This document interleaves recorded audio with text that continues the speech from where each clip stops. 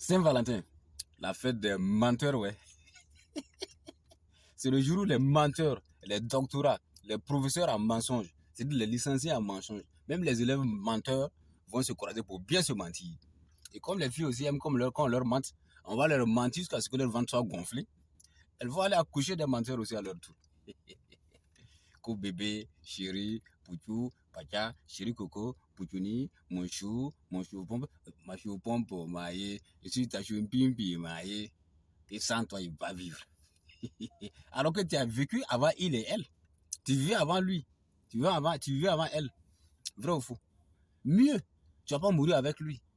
Tu vas pas mourir avec elle. Il ne va pas vivre sans toi. Ah, vraiment, trop de plaisanteries dans le pays là. Trop de plaisanteries. Mais celui qui a créé la Saint-Valentin, il est très fort. Parce que choisir un jour comme ça, où les gens vont se mentir correctement, jusqu'à ce que leur ventre soit gonflé, d'autres vont péter, d'autres vont chier. Ça, c'est vraiment exceptionnel. C'est exceptionnel. La Saint-Valentin, c'est pour ceux qui sont mariés dans l'amour vrai. C'est-à-dire ceux qui sont croisés dans la galère et puis l'argent est venu. C'est ça qu'on appelle l'amour vrai. C'est pas l'amour de mensonge, l'amour d'hypocrisie, hein, l'amour d'arrangement là. Le couple d'arrangement là. C'est pas Saint-Valentin, ça peut être vrai.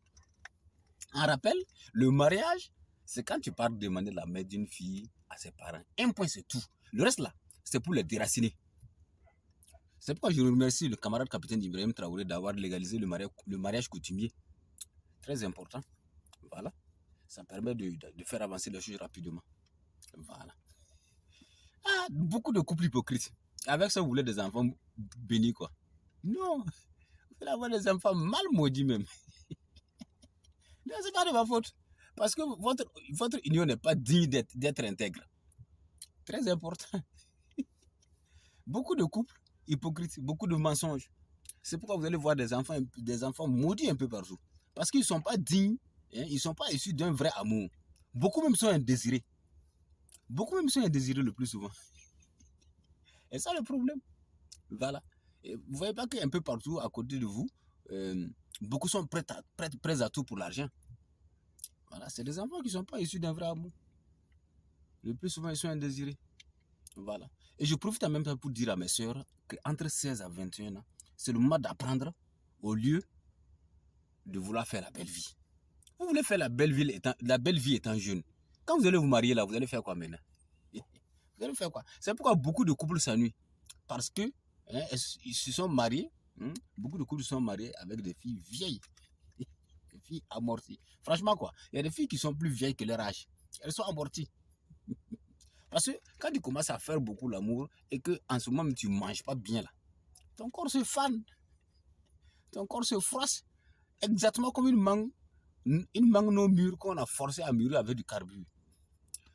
Si une mangue non mûre, une mangue qui n'est pas arrivée, qui n'est pas mature, hein, on met du carburant dessus là. Vous voyez comment ça se fane, non? Il y a des filles qui se fanent comme ça. Elles rentrent dans leur couple comme ça. Donc, mes soeurs, pardonnez. Il faut travailler d'abord. Le travail, c'est important. C'est très important de travailler.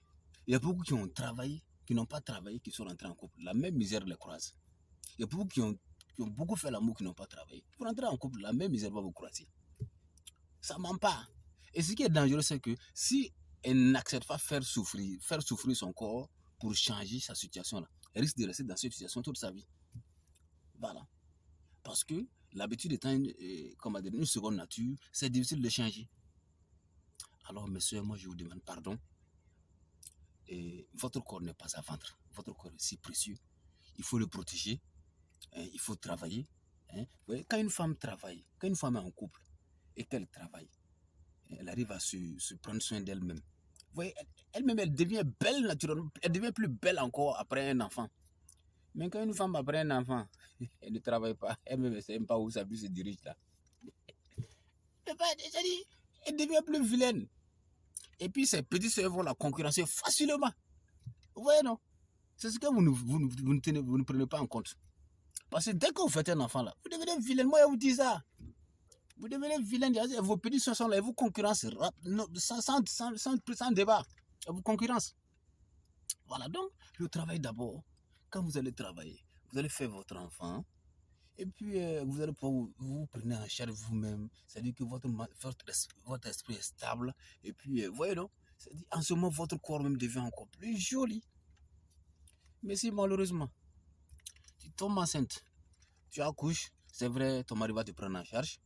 Mais si toi-même tu n'es pas épanoui parce que tu ne travailles pas, tu ne peux pas dégager la fraîcheur pour concurrencer tes petites sœurs.